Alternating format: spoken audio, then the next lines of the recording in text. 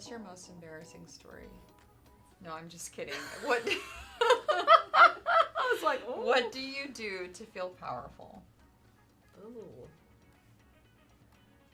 Don't think, just I say. don't know. I mean, for me, I'm very much like a look good, feel good, do good person, and so I like to take my time in the morning to get ready and not just like look presentable, but feel good and sort of ground myself in this really hard stuff that we are doing.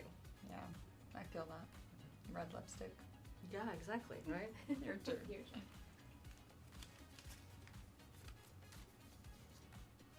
Which woman of history inspires you and why?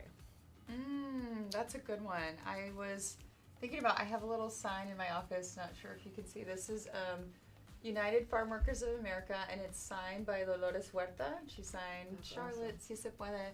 I love her. I think she was so instrumental behind the farm worker movement, and we've often seen Cesar Chavez as like the face of that movement, but she really was the organizer. She did a lot of work. And so seeing a woman who has visited us today, we have Dolores Huerta Day, she's walking around in her red lipstick, kicking butt, organizing a community that people said were unorganizable. So just thinking about, you know, my personal ancestry, my mom, her mom before that, but also the women that, you know, have really been part of the movement that we don't learn about typically.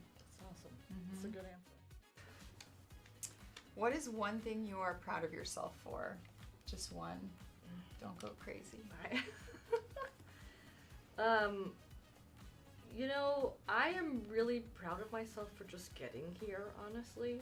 To the legislature? Yeah. There were so many barriers in the way, institutional and otherwise, and I guess I'll take two and say I'm proud of the work that I'm doing here. I think I came here with a mission to speak up for communities that haven't been heard, and to not just speak up for them, but pass the mic and allow them to speak for themselves and tell their own stories and own their own narrative. And I feel like I've been doing that here, and I want to keep doing that, and I feel like I'm living up to why I came here in the first place and what my values were then, and I feel really good about that. I'm proud of you too. Thank you.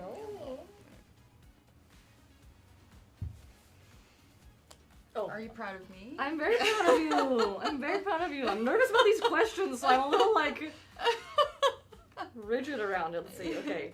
What can women do to succeed? You should answer the proud question too, though. What can women do to succeed? Yeah, I think you should answer the question about what you're proud of, though. I think you should talk about okay, that. I'll answer that one first. One of my favorite qualities that I've worked on and that I think I've really developed and is really important for a representative is my empathy. And I do think, you know, like, I had a difficult childhood in many ways, right? Like, we lived in poverty, we didn't always have stable housing, and, you know, so on and so forth. I think a lot of us have faced barriers, but sometimes that makes you sort of toughen up or grow up a little bit too quickly, and so it's easy to sort of remove yourself. It's kind of like a defense mechanism, right? Yeah.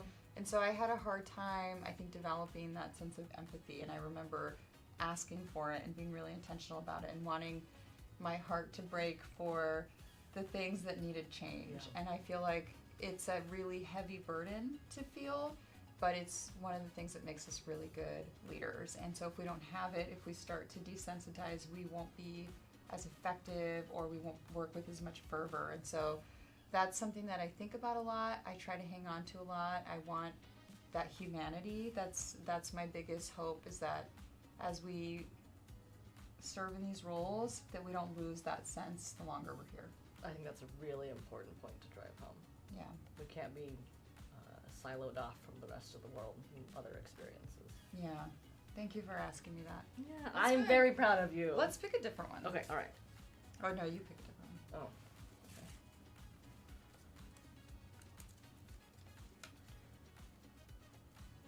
Okay. Who is playing you in a movie? I've thought about this a lot. Really? Zendaya. Zendaya, hands that- down. Sometimes Selena Gomez, I think, but Zendaya for sure. Okay, She's my all right, number good. one I'm option. glad this was a question. First for you, alternate. 'cause I'm very bad Who at would pop play culture. you? I have no idea. Just pick I can't someone. even. I get Tom Cruise and Matt Damon mixed up. Like I I don't. thought you were saying Tom Cruise would play you. No, I don't. Yeah. It doesn't resonate. Best leadership advice from a woman. That's a good one. Okay. Let's do that one. Okay. There's this woman, Maya Bellin, who was director of ecology, first Native woman to lead a Washington State agency.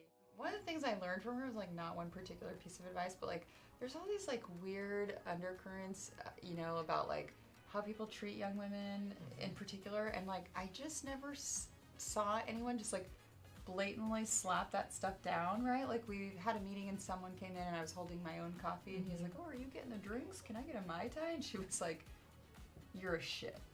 And it was like, just the like, we're not doing that anymore. Yeah. This is Don't even old. laugh it off. This is decrepit. Like we're not doing that anymore. And so it's just really a reminder that like we can assert and ask for the respect and professionalism that we all deserve in the workplace. That's great. That's great. I mean, one of the things that I have been trying to really live up to this year, because I feel like it's advice that I give a lot, but that I need to listen for myself, is to just stand up for yourself. Mm-hmm. I feel like it's very along the lines of that. Being able exactly. To say, like, I will not allow you to talk to me like this. I will not allow you to treat me like this. And here's why.